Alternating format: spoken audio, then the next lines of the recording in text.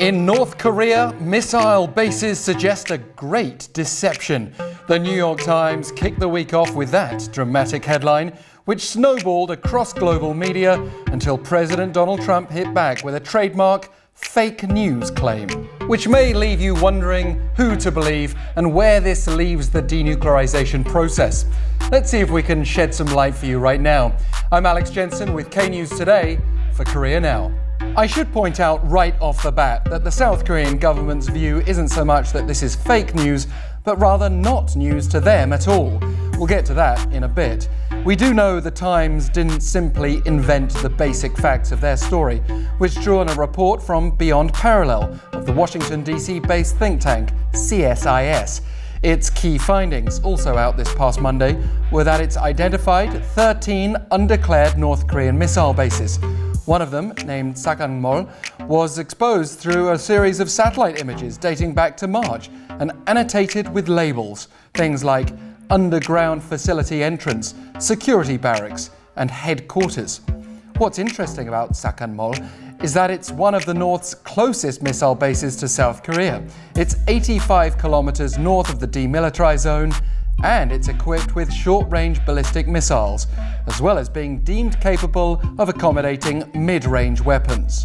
What's not particularly interesting about this base is the fact it exists. The Beyond Parallel report fed the whole deception concern by pointing to the media attention surrounding the North's agreement to decommission its Sohae long-range missile launch facility earlier this year, insisting that achievement obscures the military threat to US forces and South Korea from undeclared ballistic missile bases.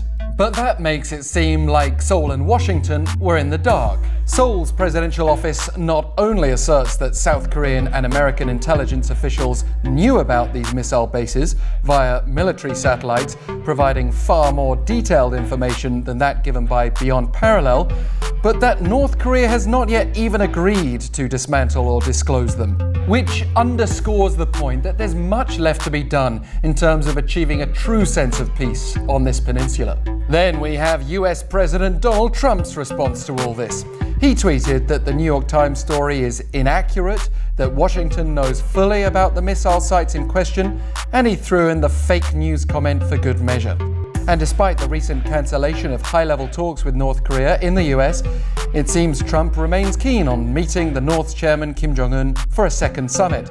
The president's security advisor John Bolton confirmed that much this week while in Singapore and addressing a host of other tricky political issues, although he did add that Pyongyang is not yet sincere enough with negotiating. If the New York Times was trying to criticize Trump's North Korea policy, it should remember his administration wasn't exactly blind to a possible deception in the first place. Indeed, that's why Washington's not conceded ground on sanctions, as Seoul has been asking. We are seeing frequent talks between South Korea and the US though, including this week after Seoul's unification minister left for the States on Tuesday for a 5-day visit. Minister Cho Myung-kyun told reporters that the trip comes at a very important time. Both sides may have been slightly premature in celebrating their peace achievements, but the rest of us might also notice how every word they say influences negotiations.